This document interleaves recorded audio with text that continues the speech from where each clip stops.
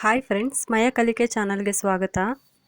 ನಿನ್ನೆ ನಾನು back part blouse cutting ಹೇಗೆ ಕಟ್ ಮಾಡೋದು ಅಂತ ಹೇಳ್ಕೊಟ್ಟಿದ್ದೆ. ಈಗ ನಾನು ಫ್ರಂಟ್ ಪಾರ್ಟ್ ಕಟಿಂಗ್ ಹೇಗೆ ಮಾಡೋದು ಅಂತ ಹೇಳ್ಕೊಡ್ತಾ ಇದ್ದೀನಿ. ಬ್ಯಾಕ್ ಪಾರ್ಟ್ ಬ್ಲೌಸ್ ಕಟಿಂಗ್ ನಿಮ್ಗೆಲ್ಲರಿಗೂ ಈಸಿ ಆ್ಯಂಡ್ ಯೂಸ್ಫುಲ್ ಆಗಿದೆ ಅಂತ ನಾನು ಅನ್ಕೊತಾ ಇದ್ದೀನಿ ಫ್ರೆಂಡ್ಸ್. ಬನ್ನಿ ಇವಾಗ ಫ್ರಂಟ್ ಪಾರ್ಟ್ ಬ್ಲೌಸ್ ಕಟಿಂಗ್ ಹೇಗೆ ಮಾಡೋದು ಅಂತ ನೋಡೋಣ.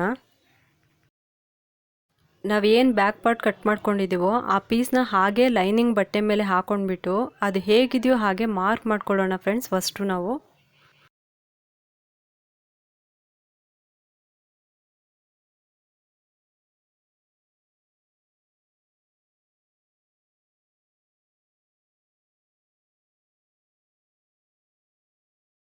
ಮಾರ್ಕ್ ಮಾಡ್ಕೊಂಡಿದ್ದಾಗಿದ್ಮೇಲೆ ಈಗ ಬ್ಯಾಕ್ ಪಾರ್ಟ್ ಪೀಸ್ನ ತೆಗೆದುಬಿಡೋಣ. ಮಾಡ್ಕೊಂಡಿರೋ ಮಾರ್ಕ್ ಮೇಲೆ ಸ್ಕೇಲ್ ಇಟ್ಬಿಟ್ಟು ನೀಟಾಗಿ ಲೈನ್ ಹಾಕೊಳ್ಳೋಣ.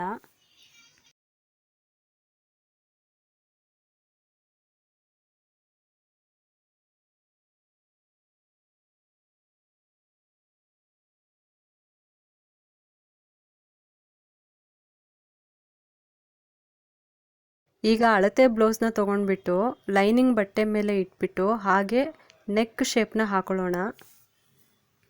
ನೀಟಾಗಿ ಅದು ಹೇಗಿದೆಯೋ ಹಾಗೆ ಆ ನೆಕ್ ಶೇಪ್ಗೆ ಡ್ರಾ ಮಾಡ್ಕೋಬೇಕು. ಈ ಅಳತೆ ಬ್ಲೌಸ್ನ ತೆಗಿಯೋದೆ ಹಾಗೆ ಲೈನಿಂಗ್ ಬಟ್ಟೆ ಮೇಲೆ ಇಟ್ಕೊಂಡ್ಬಿಟ್ಟು ಆ ಪಟ್ಟಿ ಎಲ್ಲಿದೆಯೋ ಆ ಪಟ್ಟಿ ಜಾಗಕ್ಕೆ ಒಂದು ನಾವು ಮಾರ್ಕ್ ಮಾಡ್ಕೊಳ್ಳೋಣ. ನಾವೇನು ಪಟ್ಟಿ ಮಾರ್ಕ್ ಮಾಡ್ಕೊಂಡಿರ್ತೀವೋ ಆ ಪಟ್ಟಿ ಮಾರ್ಕ್ ಜೊತೆ ಪ್ಲಸ್ ಒಂದು ಎಕ್ಸ್ಟ್ರಾ ಸೇರಿಸ್ಬಿಟ್ಟು ಕೆಳಗಡೆ ಮಾರ್ಕ್ ಮಾಡ್ಕೊಳ್ಳೋಣ. ಈಗ ನಾವು ಏನು ಬ್ಲೌಸ್ ನೆಕ್ ಶೇಪ್ ಹಾಕ್ಕೊಂಡಿದ್ದೀವೋ ಆ ಶೇಪ್ನ ನೀಟಾಗಿ ಡ್ರಾ ಮಾಡ್ಕೊಳ್ಳೋಣ. ನಿಮಗೆ ಬೇರೆ ಶೇಪ್ ಬೇಕಾದರೂ ಕೂಡ ಇಲ್ಲಿ ಡ್ರಾ ಮಾಡ್ಕೋಬೋದು. ನನಗಿಲ್ಲಿ ರೌಂಡ್ ಶೇಪ್ ಬೇಕು, ಅದಕ್ಕೋಸ್ಕರ ನಾನು ರೌಂಡಾಗಿ ಡ್ರಾ ಮಾಡ್ಕೊತಾ ಇದ್ದೀನಿ. ಶೋಲ್ಡರ್ ಹತ್ತಿರ ಬ್ಯಾಕ್ ಪಾರ್ಟ್ನಲ್ಲೂ ಕೂಡ ಅರ್ಧ ಇಂಚು ಬಿಟ್ಟಿದ್ವಿ. ಈಗ ನಾವು ಫ್ರಂಟ್ ಪಾರ್ಟಲ್ಲೂ ಕೂಡ ಶೋಲ್ಡರ್ ಹತ್ತಿರ ಅರ್ಧ ಇಂಚ್ಗೆ ಮಾರ್ಕ್ ಮಾಡ್ಕೊಂಡ್ಬಿಟ್ಟು ಸ್ಕೇಲ್ ಲೈನ್ ಹಾಕೊಳ್ಳೋಣ.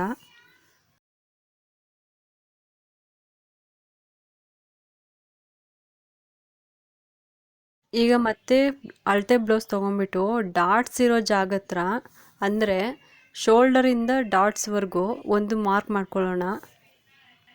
ನೀವು ಬೇಕಿದ್ರೆ ಉಲ್ಟಾ ಬ್ಲೌಸ್ ಮಾಡ್ಕೊಂಬಿಟ್ಟು ಕೂಡ ಆ ಮಾರ್ಕ್ ಮಾಡ್ಕೋಬೋದು.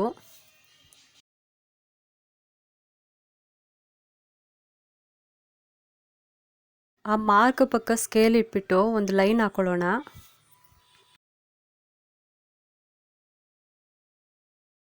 ನಾವೇನು ಡಾಟ್ಸ್ ಮಾರ್ಕ್ ಮಾಡ್ಕೊಂಡಿದ್ದೀವೋ ಅದ್ರ ಕೆಳಗೆ 1 ಇಂಚಿಗೆ ಎಕ್ಸ್ಟ್ರಾ ಮಾರ್ಕ್ ಮಾಡ್ಕೊಳ್ಳೋಣ. ಇದು ಏನಕ್ಕೆ ಅಂದರೆ ಸ್ಟಿಚ್ಚಿಂಗ್ಗೆ ಹೋಗುತ್ತೆ ಈ 1 ಇಂಚು ಮಾರ್ಕು, ಅದಕ್ಕೋಸ್ಕರ. ಮತ್ತು ಡಾಟ್ಸ್ ಕೆಳಗಡೆ ಬಲಗಡೆ ಮತ್ತು ಎಡಗಡೆ 1 ಇಂಚಿಗೆ ಮಾರ್ಕ್ ಮಾಡ್ಕೊಳ್ಳೋಣ. ಮಾರ್ಕ್ ಆದ ಮೇಲೆ ಸ್ಕೇಲ್ ತೊಗೊಂಬಿಟ್ಟು ಆ ಡಾಟ್ಸ್ಗೆ ಲೈನ್ ಹಾಕೊಳ್ಳೋಣ. ನೀವೇನು 1 ಇಂಚಿಗೆ ಮಾರ್ಕ್ ಮಾಡ್ಕೊಂಡಿರ್ತೀರೋ ಆ ಲೈನ್ಗೆ ಆ ಲೈನು ಜಾಯಿಂಟ್ ಆಗಬೇಕು. ಇದು ಮೊದಲನೇ ಡಾಟ್ ಮಾರ್ಕು. ನಾವು ಮೊದಲನೇ ಡಾಟ್ ಮಾರ್ಕ್ ಮಾಡ್ಕೊಂಡ್ಮೇಲೆ ಪಟ್ಟಿಗೆ ಅಂತ ಏನು ಮಾರ್ಕ್ ಮಾಡ್ಕೊಂಡಿದ್ದೀವೋ ಆ ಲೈನು ಮತ್ತು ಈ ಡಾಟ್ ಲೈನು ಕೂಡ 2 ಜಾಯಿಂಟ್ ಮಾಡೋಣ. ಈಗ ಅಳತೆ ಬ್ಲೌಸ್ನಲ್ಲಿ ಪಟ್ಟಿ ಇರೋ ಡಾಟ್ ಹತ್ರ ಎಷ್ಟು ಗ್ಯಾಪ್ ಇದೆ ಅಂತ ನಾವು ಅಳತೆ ತೊಗೋಬೇಕು. ಅಳತೆ ತೊಗೊಂಡ್ಮೇಲೆ ಅದೆಷ್ಟಿರುತ್ತೋ ಆ ಮಾರ್ಕ್ನ ಮಾಡ್ಕೋಬೇಕಿಲ್ಲಿ. ನನಗೆ ಅಳತೆ ಬ್ಲೌಸಲ್ಲಿ 1 ಇಂಚು ಸಿಕ್ಕಿದೆ. ಆ 1 ಇಂಚು ನಾನು ಆ ಕಡೆ ಈ ಕಡೆ ಮಾರ್ಕ್ ಮಾಡ್ಕೊತಾ ಇದ್ದೀನಿ. ಮತ್ತು ಇಲ್ಲಿ ಆರ್ಮೋಲ್ ಹತ್ರ ಅರ್ಧ ಇಂಚಿಗೆ ಕೆಳಗಡೆ ಡ್ರಾ ಮಾಡ್ಕೊಳ್ಳೋಣ. ನೀಟಾಗಿ ರೌಂಡ್ ಬರೋ ಥರ ಮಾರ್ಕ್ ಮಾಡ್ಕೊಳ್ಳಿ ಸ್ನೇಹಿತರೆ.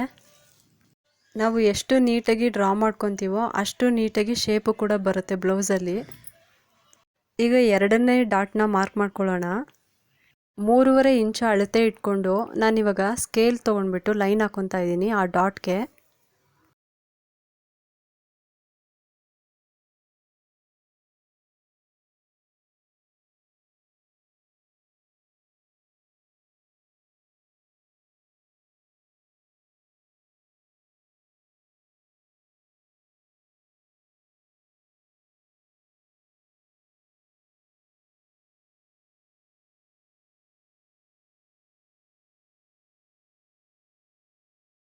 ಹಾಗೆ ಥರ್ಡ್ ಡಾಟ್ಗೂ ಕೂಡ ಮಾರ್ಕ್ ಮಾಡ್ಕೊಳ್ಳೋಣ.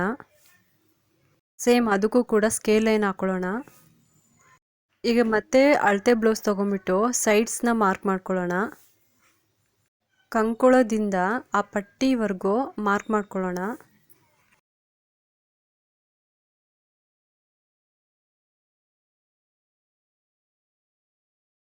ಒಂದು ಇಂಚು ಎಕ್ಸ್ಟ್ರಾ ಬಿಟ್ಬಿಟ್ಟು ಮಾರ್ಕ್ ಮಾಡ್ಕೊಳ್ಳೋಣ. ಈಗ ಮತ್ತೆ ಸ್ಕೇಲ್ ಲೈನ್ ಹಾಕೊಳ್ಳೋಣ.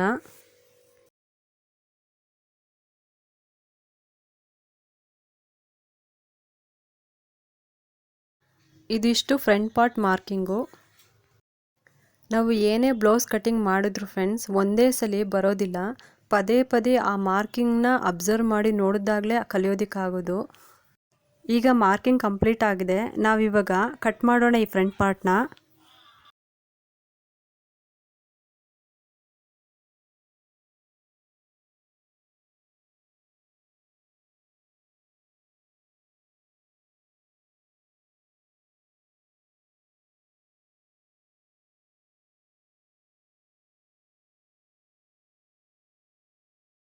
ಈಗ ನಾವು ಏನು ಡಾಟ್ಸ್ ಹಾಕ್ಕೊಂಡಿದ್ವೋ ಅದೇ ಥರ ಹಿಂದೆನೂ ಕೂಡ ಮಾರ್ಕ್ ಮಾಡ್ಕೊಳ್ಳೋಣ. ಆ ಶೇಪ್ನ ಮಾರ್ಕ್ ಮಾಡಿಕೊಂಡು ಮತ್ತೆ ಅದಕ್ಕೂ ಕೂಡ ಸ್ಕೇಲ್ ಲೈನ್ ಹಾಕೋಬೇಕು. ಇಷ್ಟೇ ಫ್ರೆಂಡ್ಸ್ ಫ್ರಂಟ್ ಪಾರ್ಟ್ ಕಟ್ಟಿಂಗು. ನಿಮಗೆಲ್ಲರಿಗೂ ಈ ವಿಡಿಯೋ ಅರ್ಥ ಆಗಿದೆ ಅಂತ ನಾನು ಭಾವಿಸ್ತಾ ಇದ್ದೀನಿ.